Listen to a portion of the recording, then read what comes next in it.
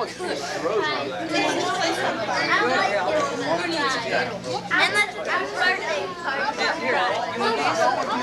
gotta cut it for I'll just cut a bunch of these. I'll go look at that cake. See that little baby? They were Take the tape off. Where's Aunt Marguerite? There she is. Hey, Marguerite. Oh, there's Sam. Turn him around. Ooh, ooh, ooh. Sam.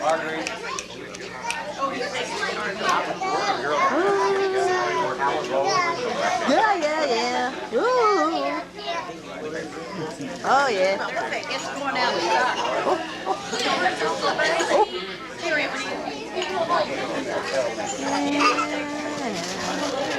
Bailey Hankins' wife, so he don't tell what it is. Maybe Mildred.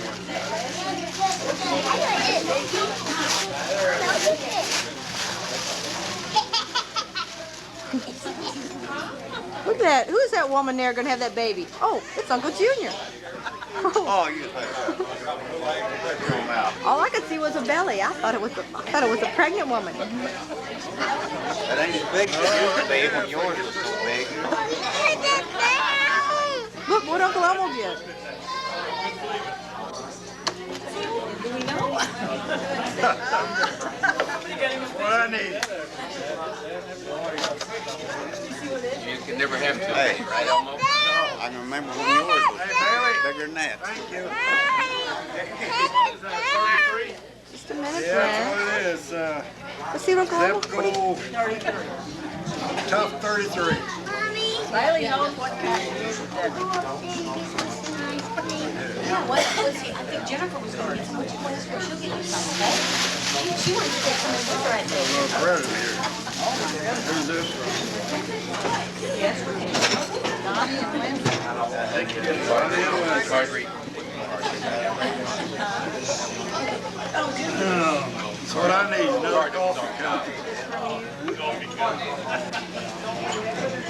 That's pretty. Yeah. You might invite me out for a movie sometime. Nathan, open the door. You yell at that kid. Get out of here. That's child abuse. Brent, leave it alone. Come with us. Yeah. Thank you, Larry. Is that on? No. Could you do that again? There you go. Very nice. There's Aunt Lita. Aunt Lita, could you do something obnoxious for me? No. When he was just little, and Elmo had a real expensive dog, or at least it was to us, and he had some other man's dog there too. And he had been fishing that day, and he decided he'd also go frogging that night. Well, I was kind of scared to stay there just digging me. And he said, well, okay, I've got this pistol and I'll show you how to shoot it. He said, there's something wrong with it. You have to do something different to the hammer. And he took me out and showed me how to do it. And it got gone, and I thought, gee, I don't know if I know how to shoot this gun or not. So I said, come here, Dickie, let's go out here and see if we can shoot this gun. Now, we just lived one street off of Main Street. I didn't know it was illegal to shoot that gun in town. So I go out there, and we had our house had a big, long porch. And I stood on the end of that porch, and I aimed it up in the trees. And those two dogs had jumped up on the doghouse and then up on the woodshed. And they were just looking all over town, you know, and I aimed that gun and it goes off. They fall off of that building. I said, oh my goodness, I have killed both of those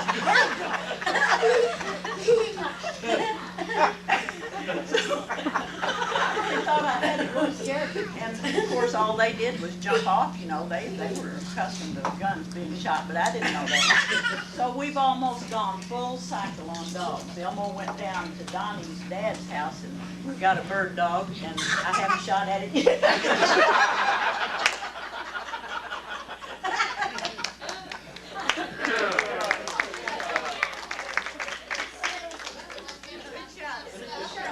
What do you mean he wasn't? Now, boy, you problem, all these people. If it gets any worse, I'm gonna take it away myself. Where's it going? Hey, leave me alone. You think it's something just Hey, hey. Big butt out of the way. I'm eating that banana. Dickie? Yeah. Yeah. Oh, Well, you mean? Wait till you wait. all right. Hey, watch what y'all are saying over there.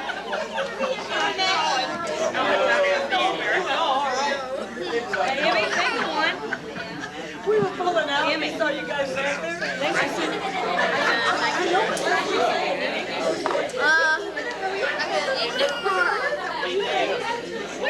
When we were pulling out, when we were all leaving, this whole while ago, you don't remember seeing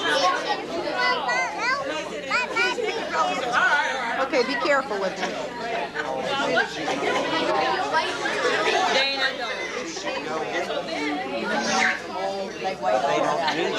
do that. Oh, there it is, way back. Oh, my God. Young gentleman's family that we have a roast. Oh, no. Elmo. So think up something good or bad or mediocre, whatever you want to do. Just say about it. And I don't know who wants to start this. Well, his son's got. Do we want you to be first or last? Well, all right. Just remember, before you start, that's my favorite drug. That's only because Clifford's not here. Well, when I think I was about, 15 years old or so, Dad used to take me fishing a lot. And we'd go up to Quiver River, and this guy had a boat dock there, and you could rent boats and 10 horsepower motors and go all over the river. And we had just gotten back from fishing, and I told him, I said, Dad, I gotta go to the bathroom. He says, well, just go over there to the end of the dock. He said, there ain't nobody here. He said, just go. And that end of the dock, you know how wood gets in water all the time, that green slime gets all over the thing. So I walked over there, and no sooner than I started to unzip, boom, I slipped right, and I didn't know how to swim. And the heck of it all was, is I came up underneath the dock and was bumping my head under there and couldn't get no air. So Elmo just reached under there, grabbed me, he says, I thought you had to go pee. And I go,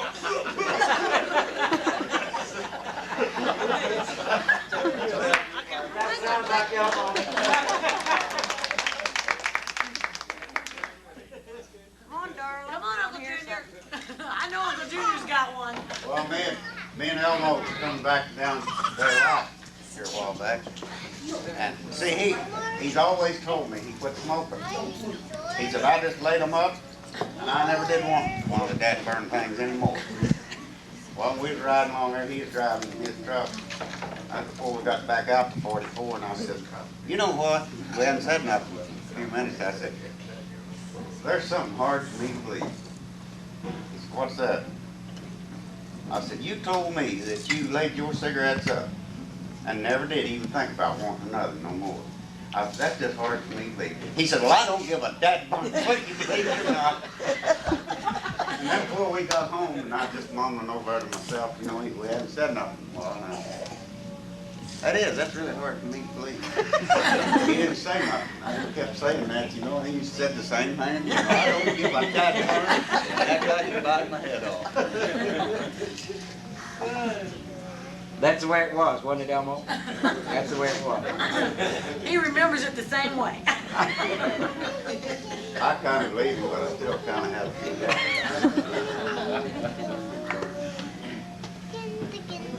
Is that all, people? Well, it sure didn't work. Darla, get up and say something. Particular about my clothes. You know, I had to have certain things, and I forgot my belt. And I told Dad, I says, I don't have my belt, I can't go fishing. So he goes over to the curtain, and there was a big long string hanging where you pull your curtains, you know, and he cut me off enough string to make me a belt out of that. And I said, Dad, you can't do that. I said, now they can't open the curtain. So he just walked over there and tied a knot, and he said, they can now.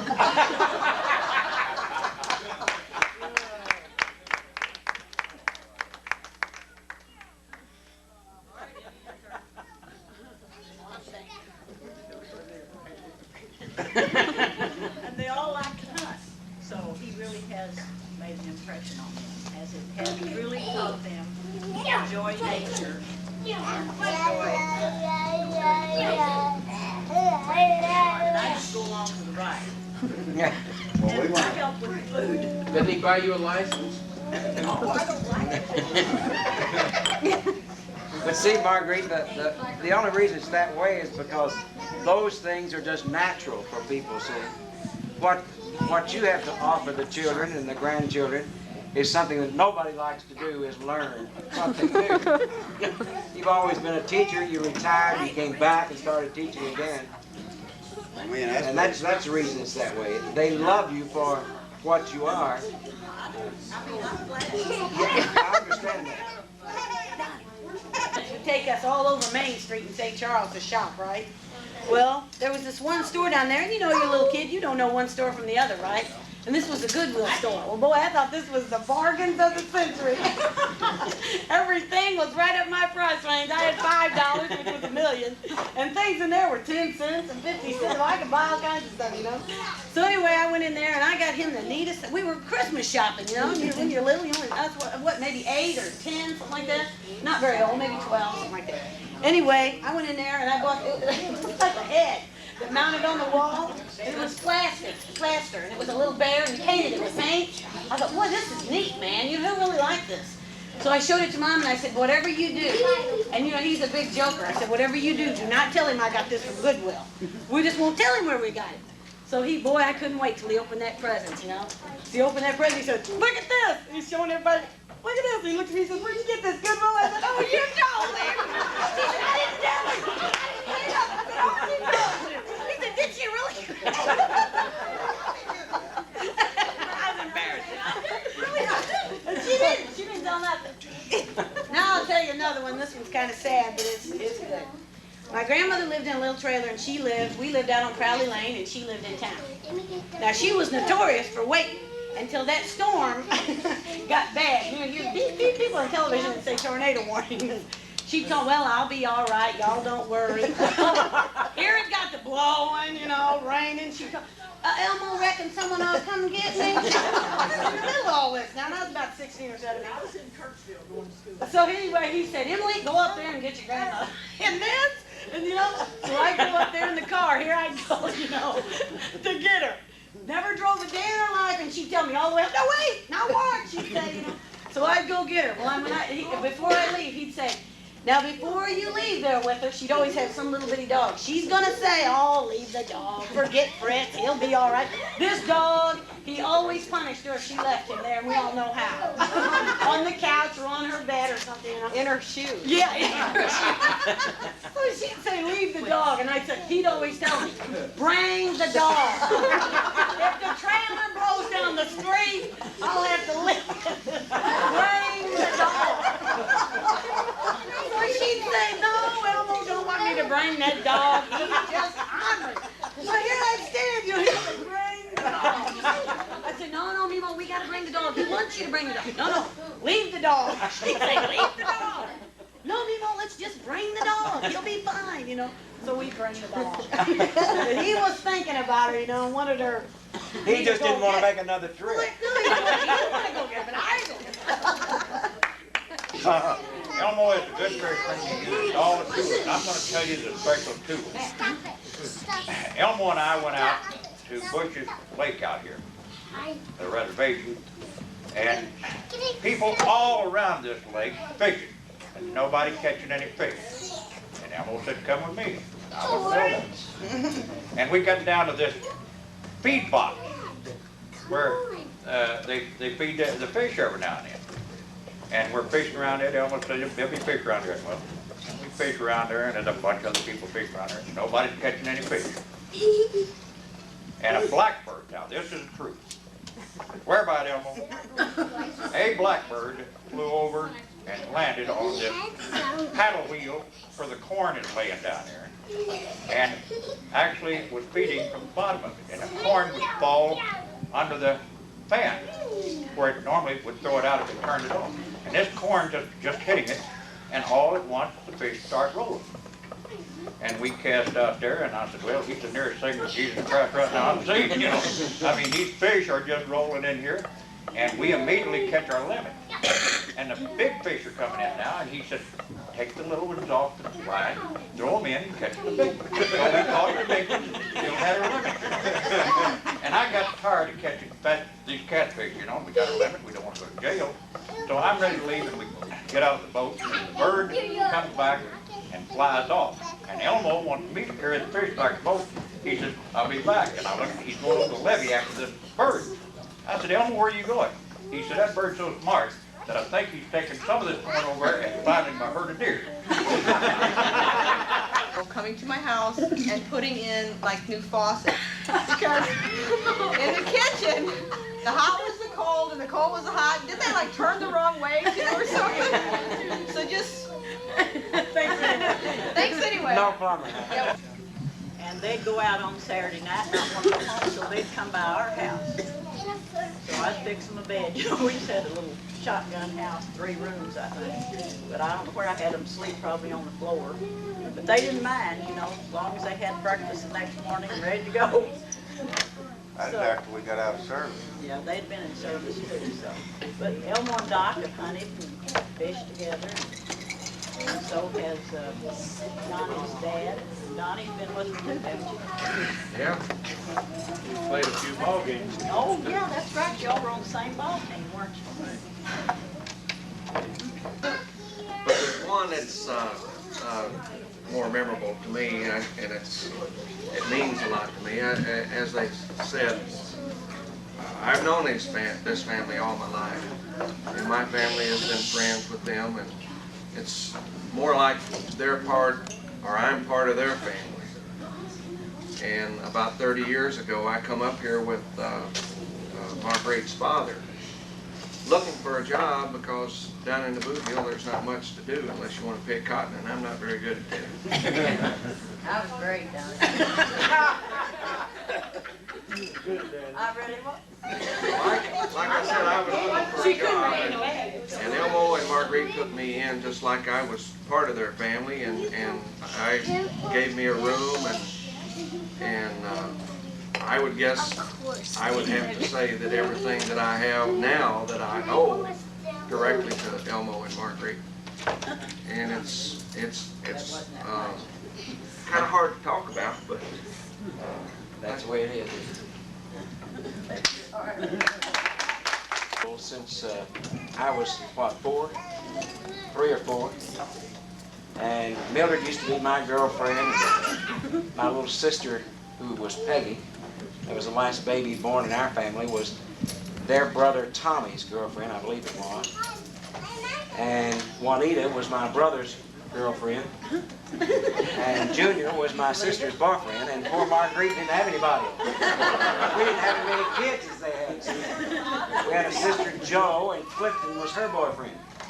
Well, they lived near us at Gideon, and then we moved up, and in Arkansas, and then we moved into southeast Missouri, Lilburn, further into the state from Gideon. And then they joined us there about 2 or 3 years later, and we spent some time with them, and then we just lost contact with them. Then I came to St. Louis in 1961 and came to church services out at St. Charles, and who would be there but some of the chapel girls. And I'm kind of sentimental like Dolly is, in that there have been a lot of things transpire in their lives that meant so much to me, and a lot of things transpired in my life that meant so much to them. I was single until I was 45, searching for I thought, the perfect woman. And You gave up Well, on you that. finally found her, didn't you? Don't you dare say you didn't. You said he was looking for the perfect woman. but they were very kind to me. They let me stay in their homes, and they had me out for the excellent food that they prepared. I used to visit their mother in the trailer that you talked about. Had many long conversations with her after she had lost her husband there. I'd drive out from St. Louis and maybe spend the night there. And some of the kids would come by while I was there. I remember their kids, all of them when they were little, you know, as small as their children are now, perhaps. it's just been an ongoing association with me and my family. All of them know my brother well, and they've been reunited with my sisters when they would come to visit us. And I think we got together with you all with my parents when they came back in the mid-60s, I believe, for a brief visit at that time. It was the only time my parents were ever in St. Louis when I lived here. They'd come one other time when my sister worked in Granite City during the war. We came up to visit her. But I have to say this about Elmo. He's very curt and to the point in what he has to say. He's that way with everybody. But I think that he has tried in his life to live as a Christian should. I think he has set the example for his children in the things that he did in his home. And I think he sets the example for other people's children today. And I just count it a privilege to be a part of the association with Elmo and Marguerite, and the sisters as well. Thank you for asking us out. This is the woman that I looked so long for. You better get around it. Yeah. If you wanted to go home, you would get around that. We'll be married 15 years this year, and I'm hitting the big 6-0. You don't And look I it, Don. can't believe it. I just can't believe it. I can't believe that Elmo is 70. He doesn't look 70, doesn't act 70, and he's had a lot more Acts like a physical kid. things to endure than I have. He's ornery. So, yeah, that's what's kept him going. I'm going to get ornery, Junior. Now, I see what it did for you. I'll soon, I'm like Susan Roebuck. If I've said anything don't sound right, I'll take her back.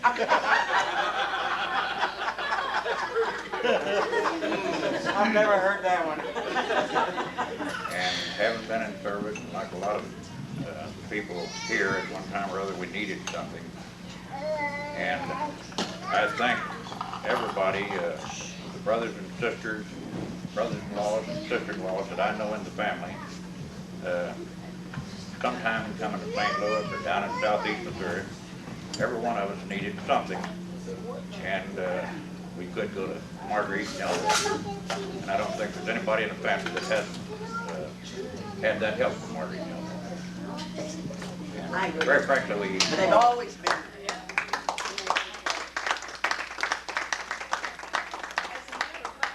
They didn't just take the guys in. They took me in when I was 17 and let me finish school.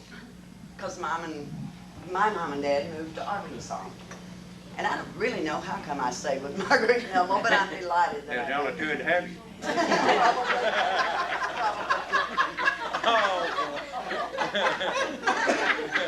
Remember your parents have thrown you out.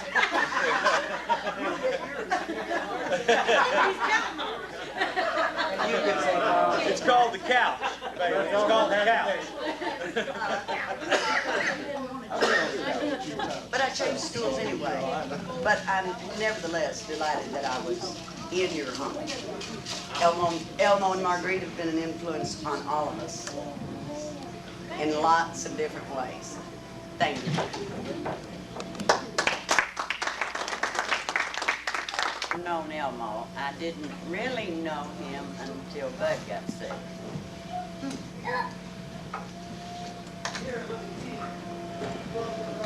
I found out he was a true Christian and a true friend, and all my brothers and sisters. But Elmo would come out, and he never did this before Bud got sick, but he'd come out and sit with me, just me, and have coffee. I'll never, never, never forget it. We like the rest of them. But Elmo was a different term. And I wasn't around him a lot until then. But I love him.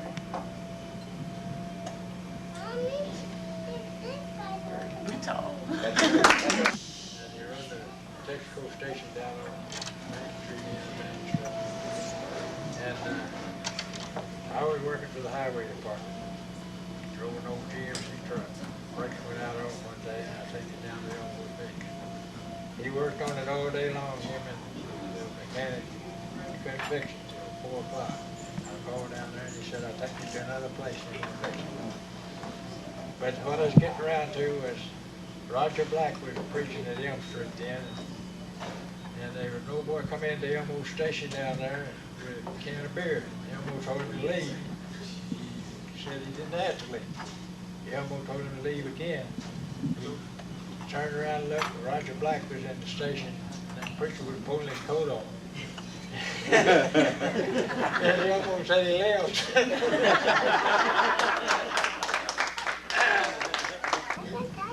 You want to whisper to Grandpa? Whisper to Grandpa.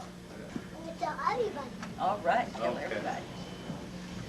Today we went fishing, Papa baited my hook and teach me how to fish.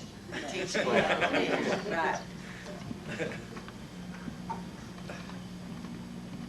I didn't get no fish. Grandpa still helped you, didn't he? He helped you. I throw a chicken and freeze it up. Well, Grandpa didn't catch it either, did he? No. I did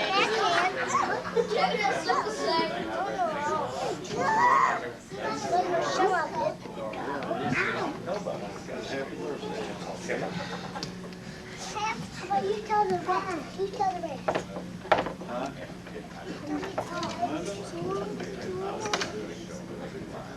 Well, Hey, let me say some things between a father and a son that you don't never have to say, because it's in your heart. You never have to say it. You never have to worry about it or anything. But I just want you to know something, and I want this man to know something, and that's, as long as I lived, he was an example to me. I've never been able to be the father that he was to me. And I've always used him as an example as a father.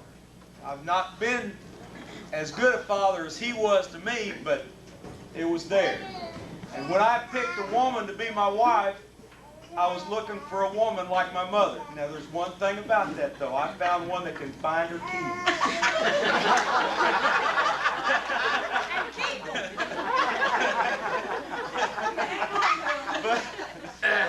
But and there's one other thing I want to tell you about. Okay, there was a summer that my dad and mom, or no, it was a Christmas that my dad and mom were going to come to our house, and you know, we took a lot of pride in that. I've only been able to afford one house in my life, thank God. You know, I've been able to keep it. But it was a new house to us in a new duty station at Fort Bragg, and they were coming. We spent, now I got to tell you, this is the honest to God truth. We spent, Leslie, you know, she works hard, you know, as a nurse, you know, and we don't keep our house like Mom keeps her house, you know. But we spent, I know, she took off 3 complete days. And I was telling the boy, look, you're going to have to clean this. Okay, they'd clean her room. It wasn't good enough. I was being a sergeant major. I said, you're going to clean it again. You know, we even had the carpet shampooer come in. The place was immaculate. But the first thing my mother did after eating dinner was start cleaning house.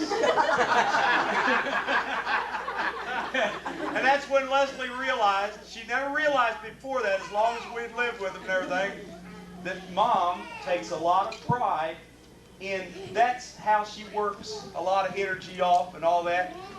Frustration. We never kind of realized that before. You know, there's a lot of things you do in life that you just like to do. And that's one of them that my mother likes to do, you know, and so we let her do it now. but I know, yeah. But I'm getting off the point. But I just, you know, I don't want to get melodramatic and I don't want to get all emotional, but I could not, you know, the good Lord shined on me to give me these parents, because they've been an example that I've been trying to follow for the rest of my life, and I just want everybody to know that. do it because the house was dirty. We all already know that. And I don't enjoy working that much. It's part of my nature to wax the table. Now, let me tell you the true story of my keys. It's a little funny anyway. I always have to have an extra set of keys. I feel secure with that. I have some in my purse, and I lock them in the car. I've got another set. Well, Darla was living in Springfield, so she came home and they got ready to leave. She borrowed my keys.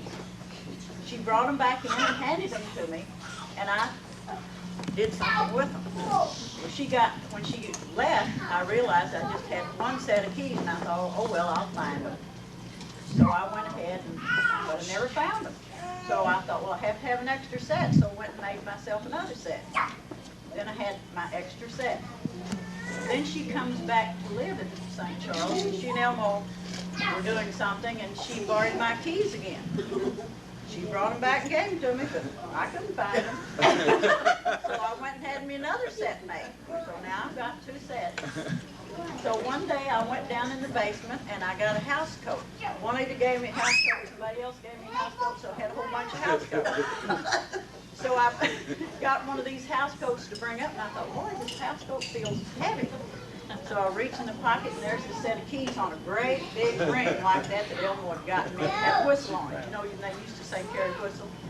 So I thought, maybe that other set's in another house coat pocket. Because I never go out the car with the house coat on, so I'd look in every pocket but those. So I looked in another house coat pocket, and there was the other set. So now I have 4 sets. Now I've changed cars. So but he has been my rock of Gibraltar. You know, when we had a lot of problems with my dad, and then my mother had all the surgery with arthritis, and if I had to be gone for however long it was, I knew he would be there. He didn't say much, but I knew he was there supporting me. And I could be gone, and I knew he'd feed the kids. I knew he'd see that they got off to school, and I didn't have to worry about things at home because he wanted me to see about them. And he lost his parents at a very young age, and my parents became his parents. And he truly loved them, just like I did. And I appreciate him for that. Yeah, when you leave. Tell them about the bedspreads, Mother. That's what when they were real little, you know, and I'd have to go shopping for some reason or the other, I'd tell him just exactly what to do now. Be sure you keep your diaper changed and all that, you know.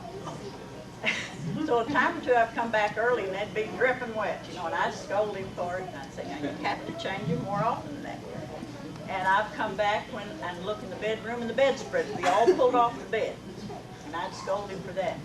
So finally, he got wise to that, and he'd have the beds made up before I got back. They'd look pretty much like they did when I left.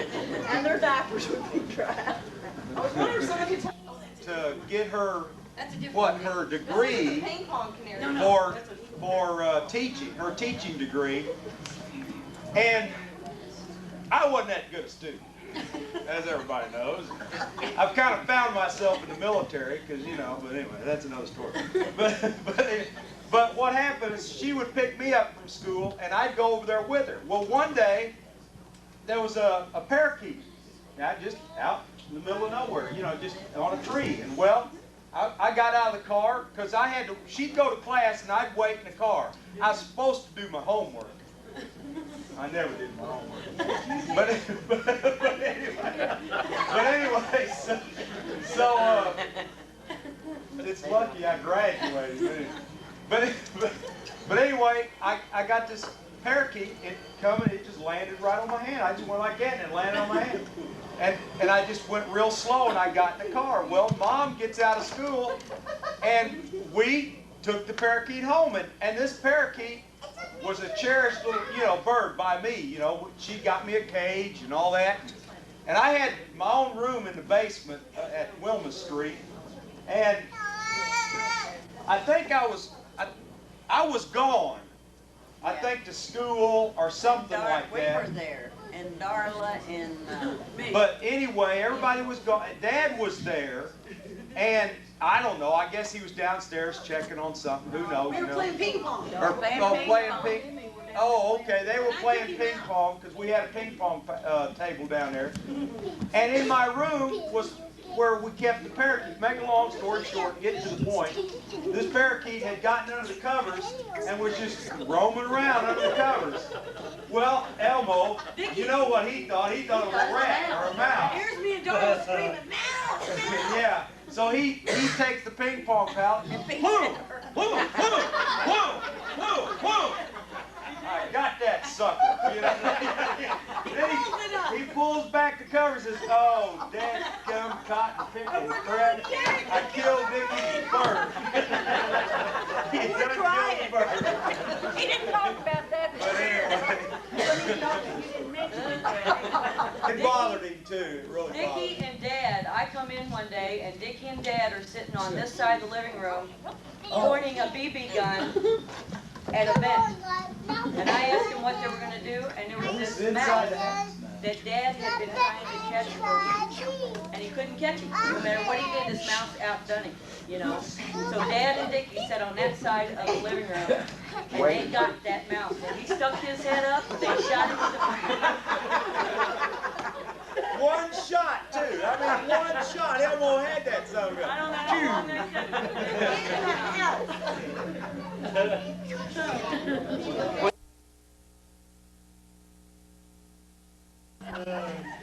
I've killed Donnie, I've killed him all my life. And the people over here, I've met them since I've been here, and enjoyed their acquaintance. And all my favorite brother-in-laws and sister-in-laws. I enjoyed them, and I want to thank everybody for coming out tonight.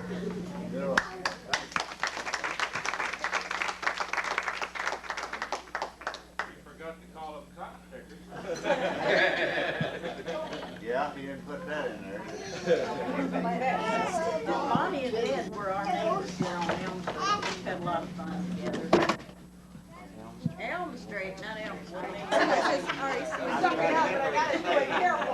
Hey, I'll send you a postcard or something. I really will. I got you.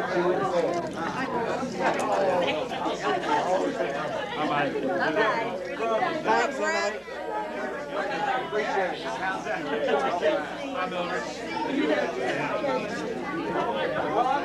Where's your coat, Kevin?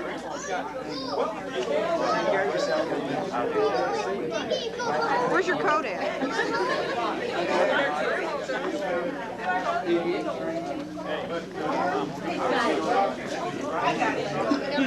Okay, turn it off. Turn it off. Why? Because I'm going to take the tape.